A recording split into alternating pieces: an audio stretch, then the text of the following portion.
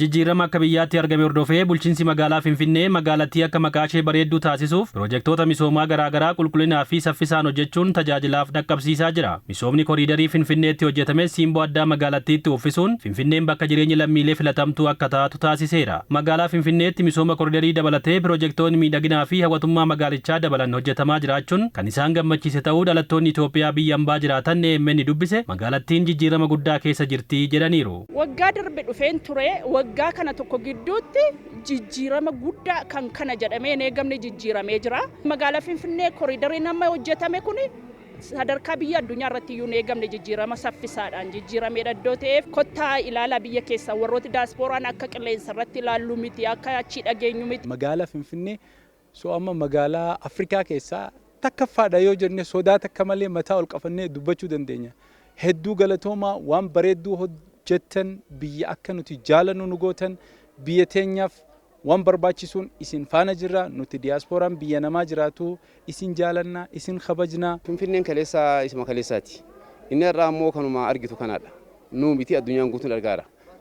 Hawaasni guutuun itti gammadaa jira. Gammachuun jalqaba malee kun waan xumurame miti. Misoomni koriidarii magaalattiin hojjechaa jirtus biyyarra darbuun magaalota addunyaa muraasaaf muuxannoo ta'aa jiraachuu diiyaasporoonni kunneen AMN'tti himaniiru. By the way waan si ajaa'ibsiisu namoonni baay'een fakkeenya nurraa fudhachuu danda'a. Amma Saawud Arabiyaa magaalaa Riyaad yoo fudhattee erga Finfinneen akkana miidhagde booda Green Legacy eegalte. Nu qofaaf osoo hin taane addunyaa guutuun nurraa hinaafaa jira. Guddina bareedaa galmeessuu jira. Namoonni baay'een investii biyya Dubaayitti gochaa jiru haala qulqullummaatiif haala nageenyaatiif warri Dubaayiyyuu waan as dhufanii itti dabalata asitti investii lafa nu gaafatanii nu rakkisan natti fakkaata haala guddina manni saffisaan irra yeroo kanatti ilaalaan. Amma samoonni kana nama tokko wajjin hiriyaa kiyya tokko London irraa dhufe akka tasaa fuudhee isa maatii isaa wajjin deemaa feere inni qofti gaadha.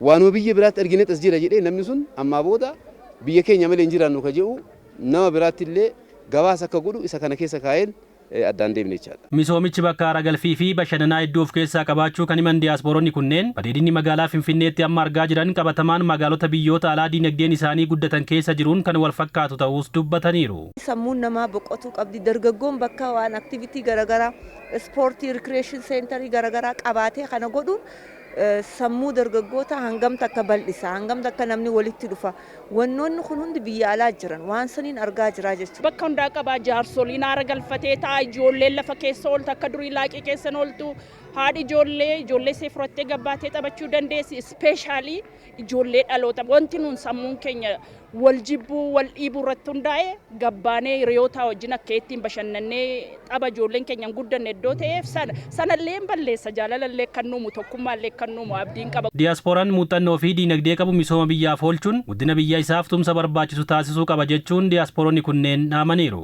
Diiyaasporaan gahee guddaa taphachuu qaba waan danda'u muuxannoo biyya alaarraa qabus waan biyya addunyaa irratti argu fidee uummata isaatiif qoodu uummanni isaa yoo jijjiirame jijjiirama guddaa biyyattiidhaaf iddoo dhufatee gahee guddaa taphataa jirasi gahee guddaa taphachuu qaba. Humna qabnuun dandeettii qabnuun abbootiin qabeenyaa biyya keessaa fi biyya alaa jirtan koriidarii magaalaa cinaa dhaabbaddaa biitti bareedduun nuufi malee nama biraatiif himi.